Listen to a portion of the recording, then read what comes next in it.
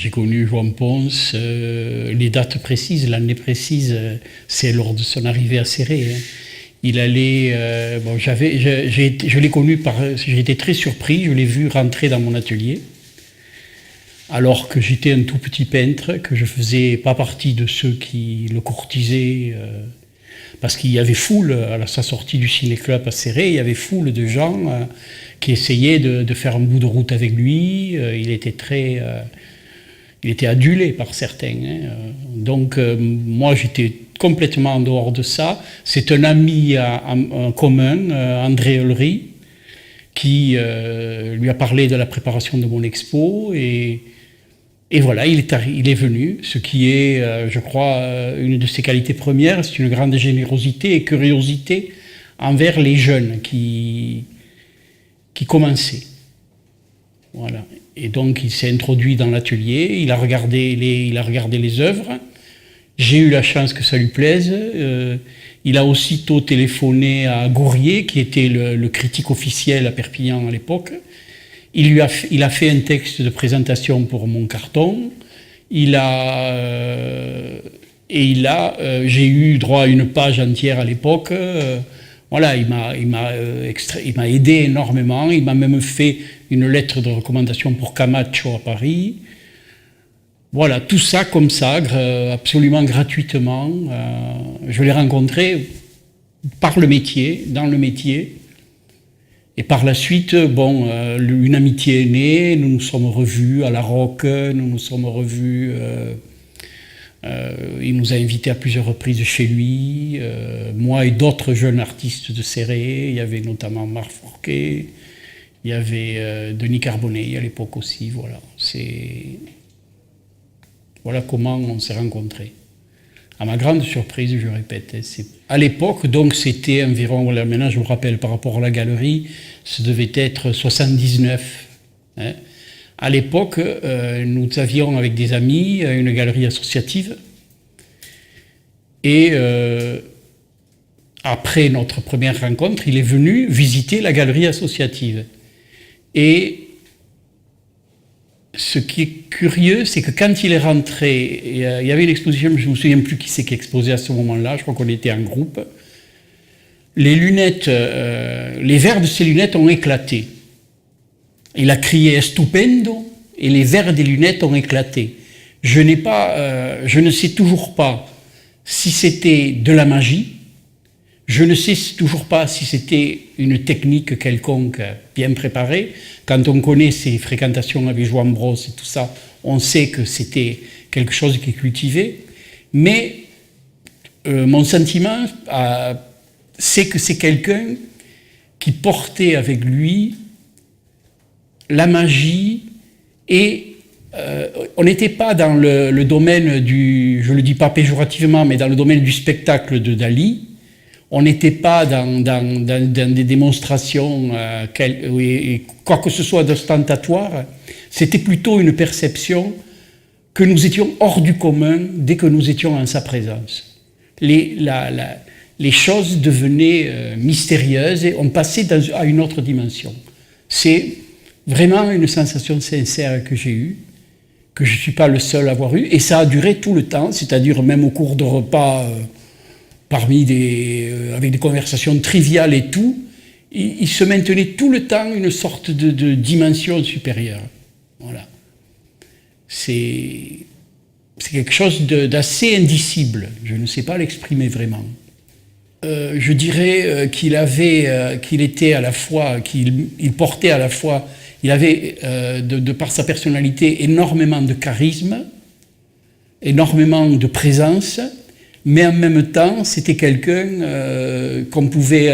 qui était chaleureux dans la rue, qui disait bonjour aux gens, qui était très simple.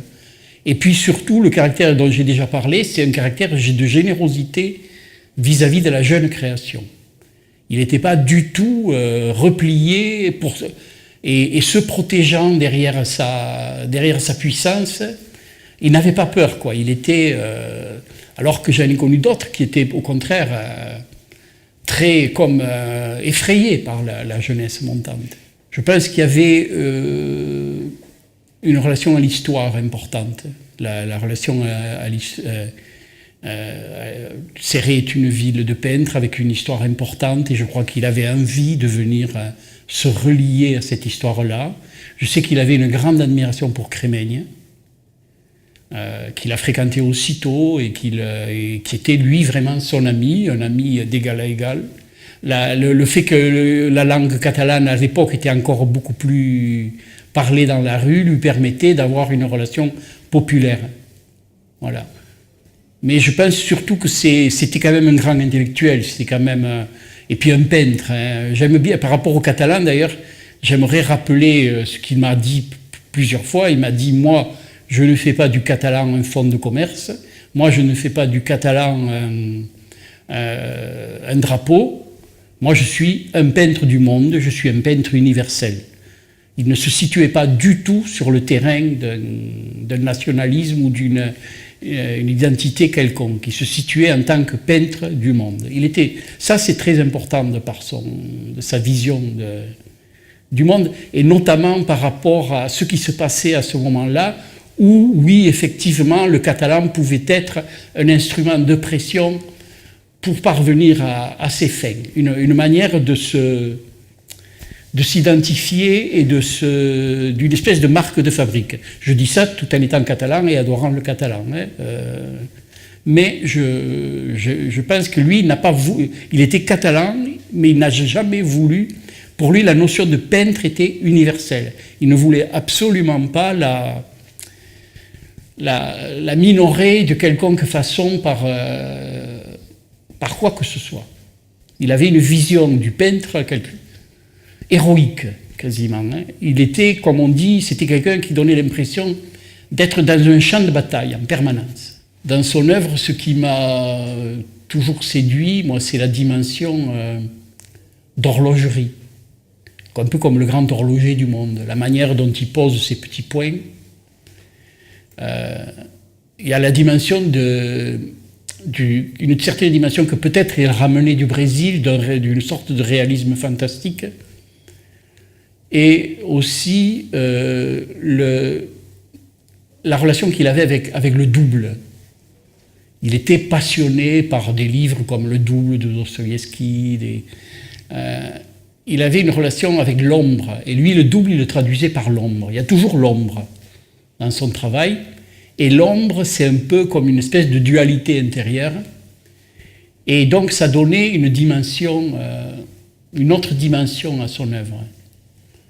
Il est dans des problématiques un peu aussi à la René Girard, du mimétisme. Il est dans des problématiques très littéraires quelque part aussi. Très littéraires et lyriques. Voilà. Et puis, un sens de la tragédie, qui est que ça, c'est une dimension plutôt hispanique. Un sens de la tragédie qui, moi, me fait frémir devant ses œuvres. Je pense qu'il n'y a aucun souci à se faire. C'est un grand... les choses vont aller toutes seules. Il y a eu la considération, il l'a eu de son vivant. Il était quand même, c'était époustouflant de voir le nombre de gens qui le visitaient. Je crois qu'Albert tout à l'heure en témoignera. Le nombre de gens qui tournaient autour de lui, la fortune qu'il a acquis grâce à la vente de ses tableaux dans le monde entier. Il avait une dimension mondiale, il n'avait pas une dimension du tout du pays local. Et je crois qu'il y a quelques aléas que l'on vient de connaître, nous, depuis sa mort, parce qu'il y a je crois que c'est je ne sais pas, je ne veux pas rentrer, c'est des histoires d'héritage, quoi. Hein. Donc l'œuvre est bloquée, plus ou moins, hein, a été bloquée, plus ou moins. Je pense que quand elle va jaillir, qu'elle va de nouveau être montrée avec facilité, c'est une des perles du pays catalan, et internationale, quoi. J'ai aucun doute sur le chemin de Joan, aucun doute.